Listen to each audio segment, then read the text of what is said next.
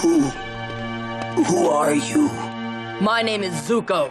Have you ever done everything right and still felt defeated? You were honest, you chose growth, and somehow it still wasn't enough. Zuko alone doesn't open with a battle. It opens with stillness. And by the end, what breaks isn't something you can see, it's something deeper.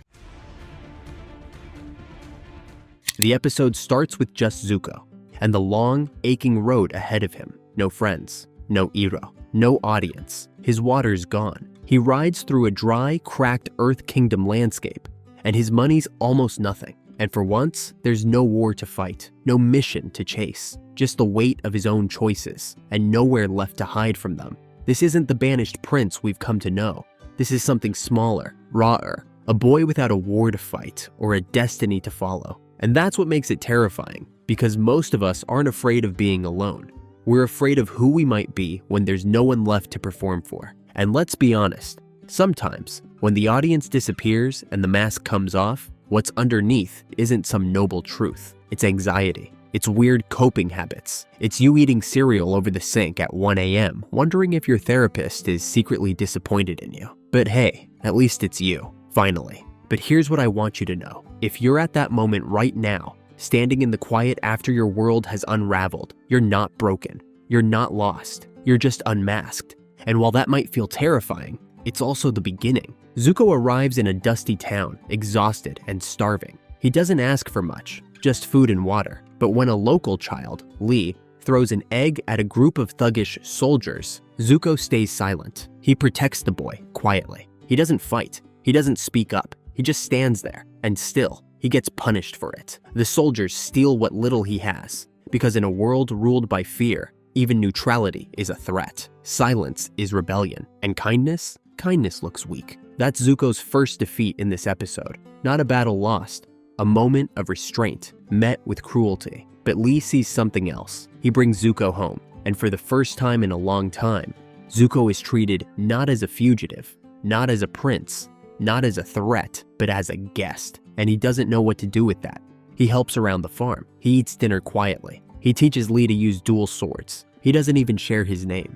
He moves through the house like a shadow, helpful, polite, emotionally unavailable. Not exactly warm, but it's the most at peace he's been in months. Because when you've only been loved for your strength, it's hard to accept love without a price. And maybe you've felt that too. Maybe you've walked into a space where people saw the softest parts of you, and you didn't know if you were safe, if you even deserved it. If that's you, if your softness scares you more than your anger ever did, I hope you give yourself permission to stay. You don't have to be hard to be worthy. You don't have to be useful to be loved. There is courage in letting someone care for you, even when your instinct says to disappear. Flashbacks begin to flicker, like memories we don't want but can't escape. Zuko as a child, still soft around the edges, desperate to matter in a palace built on fire and fear. We see Ursa, his mother, his lifeline. The only warmth in a house that taught him love was conditional. We see Azula, already twisting affection into manipulation, and Ozai looming like a shadow over everything tender. In these moments, Zuko isn't the banished prince. He's just a boy trying to be good in a place that punished goodness. But the wound that never fully closes, the one that defines him, is when his mother disappears, gone in the night. No answers, just a whisper. Never forget who you are. But how do you remember who you are when the only person who ever saw you clearly is gone? That loss doesn't just echo, it shapes him. Zuko's fire isn't just power, it's armor, it's grief. It's the only language he was ever taught to speak when he felt small. He was raised to believe love had to be earned, through pain, through obedience, through control. And now, walking through a broken world that still sees him as a threat, he's trying to unlearn that story, while being punished every time he chooses differently. The soldiers come back with news. Lee's older brother, the one off fighting the war, has been captured, maybe worse. And something in Zuko recoils. He starts packing his things, because trauma teaches you one thing above all else: leave before you're left. That's what survival looks like when you've only ever known conditional love. You don't stay, you don't protect, you disappear. But Lee, the boy who saw something good in him, asks, "When my dad goes, will you stay?" And the question hits deeper than any sword, because Zuko wants to stay, so badly. But he doesn't believe he deserves to, so he does what he always does. He gives a piece of himself away, the dagger from Iroh, The one that says, never give up without a fight. And then he leaves because that's what pain taught him. You are safer alone. But that belief shatters when Lee's mother returns, sobbing. The soldiers have taken Lee. If he's old enough to resist, they said, he's old enough to fight. And this time, Zuko doesn't run. He returns to town not as a nameless wanderer, but as something more resolved, still broken, still unsure, but standing taller. He faces the men who took the boy, looks them in the eye, and says what no one else will. You're not soldiers, you're bullies, cowards hiding behind a war. And then he fights. Not to prove anything, not to win anyone over, but because he won't let another child be taken.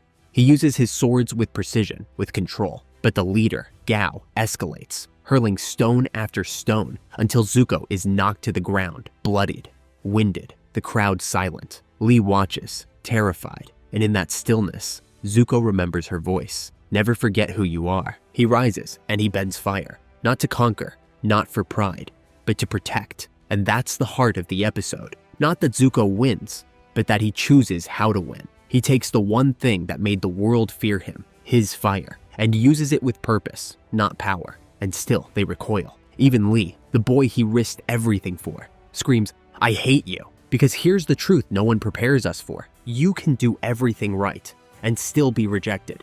You can pour everything you've got into healing and still be seen as a scar instead of a person. If that's where you are right now, if you've made the brave choice to change and still feel unloved, please hear this. You didn't fail. You just grew past the place that could only accept the old you. That pain, that silence, that rejection, it's not proof that you're wrong.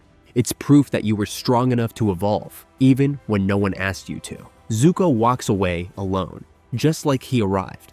But something in him has shifted. He's not hiding. He's not pretending. He's not trying to be anything other than what he is. Someone who stood up, even when it cost him the only kindness he'd been offered. And maybe that's what Zuko alone really teaches us. That growth doesn't always feel like transformation. Sometimes it feels like quiet loss, like walking away with nothing but your own truth.